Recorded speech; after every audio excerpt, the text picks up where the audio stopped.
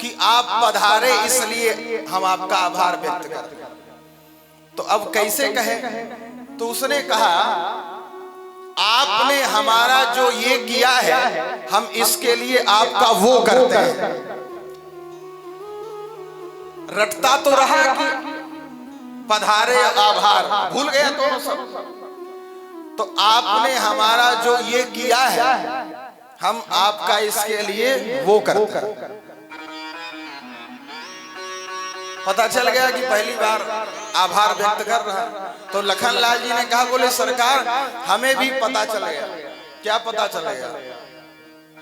आपको कभी भी आज तक क्रोध नहीं आया और आज क्रोध करने का झूठा नाटक कर रहे हो, इसलिए हमें हंसी आ गई।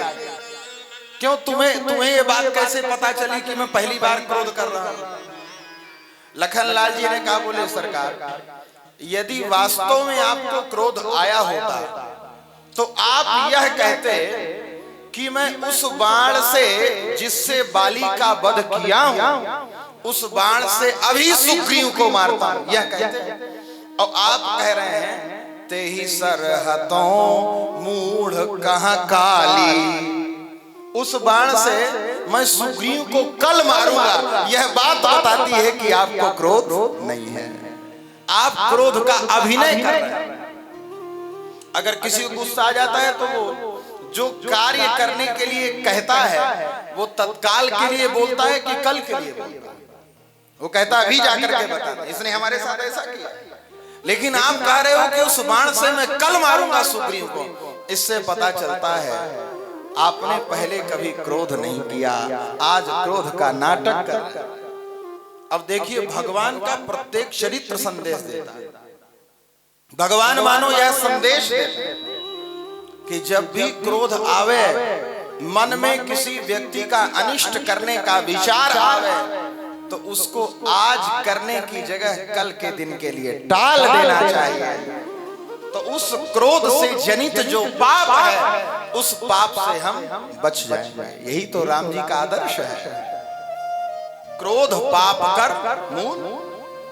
लक्ष्मण जी ने कहा बोले प्रभु बस इतनी बात, तो ये आपका विभाग नहीं है। सुग्रीव गड़बड़ कर रहा है तो उसको समझाने के लिए तो आपका छोटा भाई काफी है।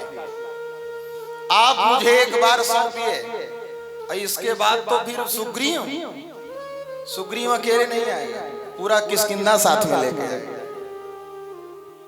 राम जी जान गए कि लक्ष्मण जी अगर जाएंगे तो कुछ भी गड़बड़ हो सकता है।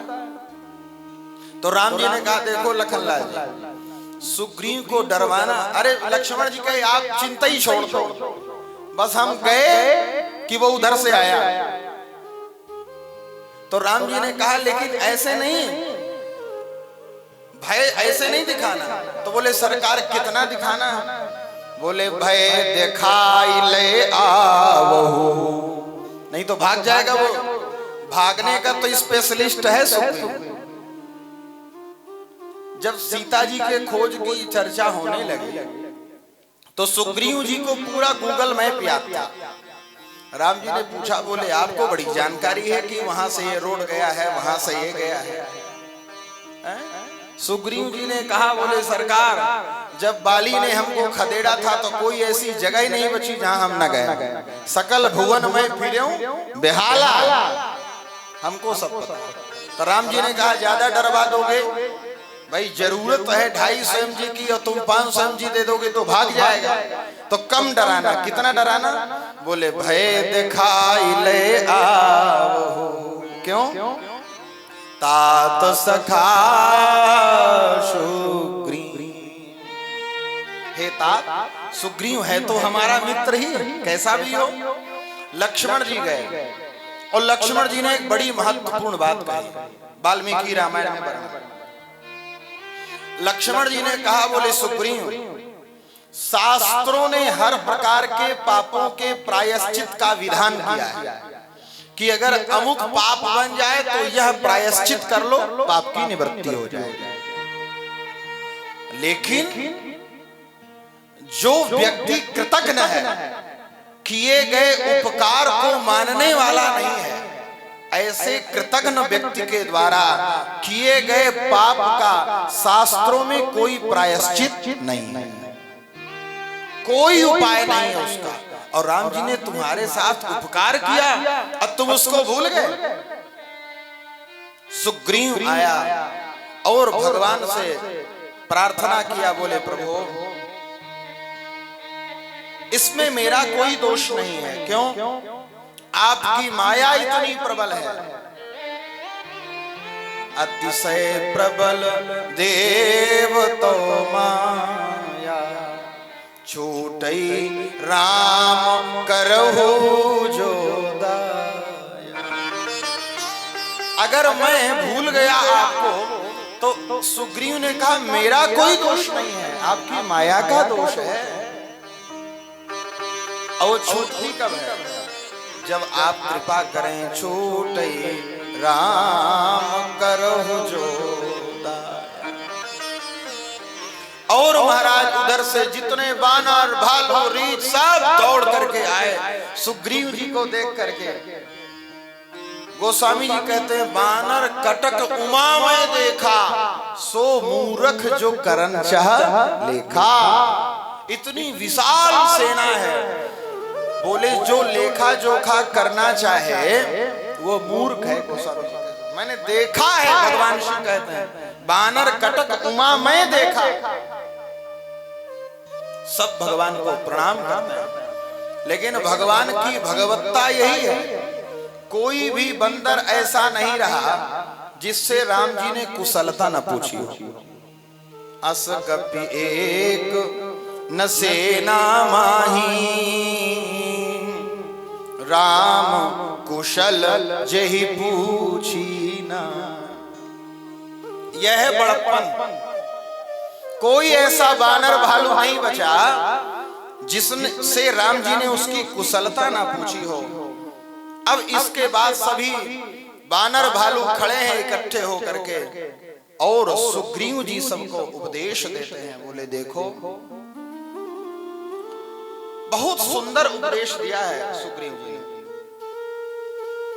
राम काज अरु मोर निहोरा, बानर कटक जाहु चहुरा। जनक सुता कहूं खोजहु जाई, मास दिवस महा आयहु भाई। क्यों? शरीर धारण करने का फल यह नहीं है कि हमने नाना प्रकार के पदार्थों को खा करके पी करके नाना प्रकार के भोगों को करके और बाद में शरीर छोड़ करके चले गए। नहीं, देह धारण करने का फल क्या है? देह धरे कर यह फल भाई, देह धरे कर ये फल भाई, धरे कर यह फल भाई, देह धरे कर ये फल भाई। भजिय राम सब काम विहाई, भजिय राम सब काम विहाई, देह धरे कर यह फल भाई, देह धरे कर यह फल भाई। शरीर धारण करने का फल यही है, भजिए राम सब काम विहाई। सारे काम छोड़ करके श्री ठाकुर जी की सेवा में अगर यह शरीर लग जाए तो उससे बड़ा सौभाग्य और कुछ नहीं हो सकता। वही समय धन्य है जिस समय में भगवान के नाम का, भगवान की कथा का हम गुणानुवाद करें और श्रवण करें। वही वाणी धन्य है जिस वाणी से श्री ठाकुर जी का गुणानुवाद गाया। वही नेत्र धन्य है जिन नेत्रों से भगवान का दर्शन हो। देह धरे कर यह फल भाई, भजी राम सब काम बिहाई। तीन दिशाओं में, पूरब पश्चिम उत्तर, तीनों दिशाओं के लिए अलग अलग टोली बना करके विदा किया सुग्रीव जी। अब जब दक्षिण दिशा में भेजने की बारी आई तो जितने प्रधान प्रधान वानर थे सबको एकत्रित किया।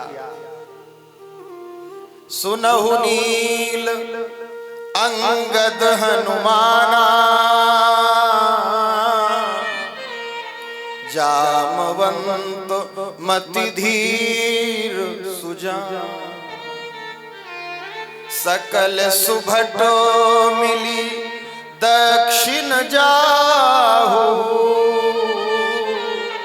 सीता सुधि पूछेहु सबका, मन क्रम बचन सो जतन विचारहु, राम चंद्र कर काज समान। हे नील, हे अंगद, हे हनुमान जी, हे जामवंत जी, आप जितने भी बड़े बड़े योद्धा हैं सब मिल करके सकल सुभट मिल दक्षिण जाओ। आप दक्षिण दिशा में जाएं। क्यों? क्योंकि दक्षिण दिशा में ही लंका है। गीधराज जटायु ने भी बताया है भगवान को, लय दक्षिण दिश गयो गोसाई, बिलपति अति कुररी की। तो दक्षिण दिशा में आप सब मिल करके जाओ और किस प्रकार कार्य करना राम जी का, ये सुग्रीव जी की अनन्यता। किस प्रकार कार्य करेगा? मन क्रम वचन सो जतन विचार।